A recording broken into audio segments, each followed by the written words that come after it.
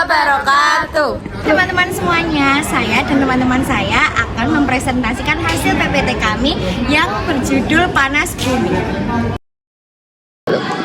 Halo, perkenalkan nama saya Elsa Kina Fitria Hanum, absen 17 dari 10 Busana 1.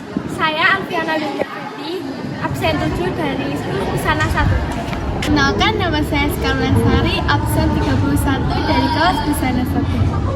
Perkenalkan, nama saya Nur Safaati, absen 27 dari Busana 1.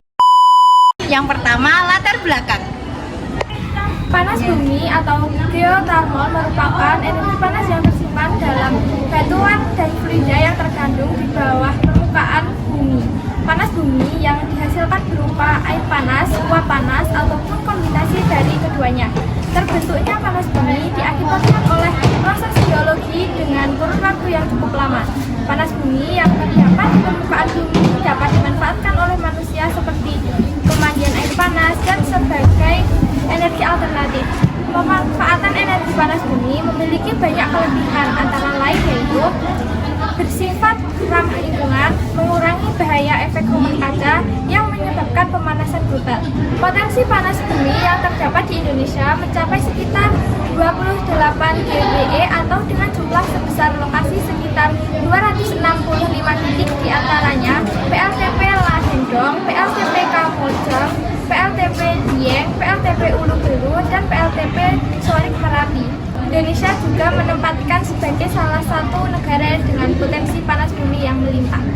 Yang kedua, rumusan masalah. 1. Dampak dari energi alternatif panas bumi. 2. Mengapa energi panas bumi tidak akan habis? 3. Apakah kerugian dari penampakan listrik tanpa panas bumi? Yang ketiga, tujuan. 1. Untuk mengetahui dampak energi alternatif panas bumi. 2. Mengetahui penyebab energi panas bumi tidak akan habis. 3. Mengetahui kerugian dari pembangkit listrik tenaga panas bumi. Keempat, kajian teori.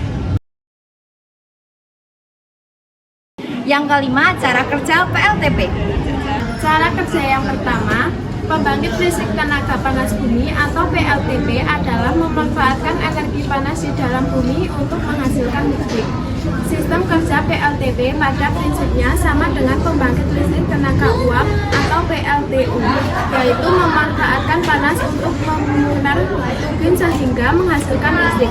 Yang membedakan PLTP dan PLTU adalah pembangkit listrik tenaga panas bumi memanfaatkan diffusion plasma dari sumber panas bumi untuk memutar turbin ini, kemudian memutar generator sehingga menghasilkan listrik. Cara kerja yang kedua, untuk bisa mendapatkan fluida termal, terlebih dulu harus mengebar sumber produksi panas bumi di lokasi yang memiliki potensi panas bumi. Kedalaman pengeboran biasanya 1.500 sampai 2.500 meter. Sebagaimana dilandasi dari situs WIB Kementerian Energi dan Sumber Daya Mineral atau ESDM, dengan kedalaman itu, fluida material dalam PLTP tidak berasal dari air permukaan, melainkan berasal dari sumur panas bumi, sehingga tidak mengganggu sumber air untuk masyarakat. Cara kerja yang ketiga yaitu setelah mengebor fluida termal yang ada di dalam sumber panas bumi, dialirkan untuk menggerakkan turbin maupun generator. Setelah dialirkan untuk memutar turbin, fluida termal ini tidak langsung dibuang begitu saja, tapi dimasukkan lagi ke dalam bumi melalui sumber reinjeksi. Fungsi dialirkannya kembali fluida termal ke dalam bumi adalah untuk menjaga keseimbangan fluida dan panas sehingga sistem panas bumi harus berkelanjutan. 6. Pembahasan. Panas bumi sering digunakan untuk PLTP dengan cara panas bumi di bawah permukaan akan memanaskan air tanah.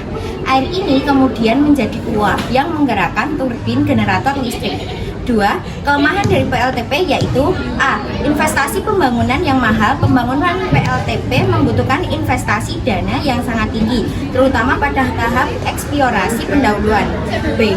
Kurang ekonomis. PLTP hanya menjadi pilihan ekonomi di daerah yang memiliki aktivitas panas bumi yang signifikan. C. Mempengaruhi stabilitas tanah. Proses pembangunan PLTP dapat berdampak negatif pada stabilitas tanah di sekitarnya. Yang terakhir, kesimpulan.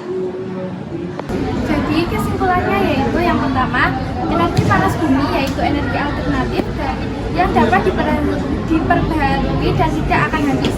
Yang kedua, sistem kerja PLTU pada umumnya sama dengan sistem kerja PLTU yaitu memanfaatkan panas untuk memutar hidupnya sehingga menghasilkan listrik.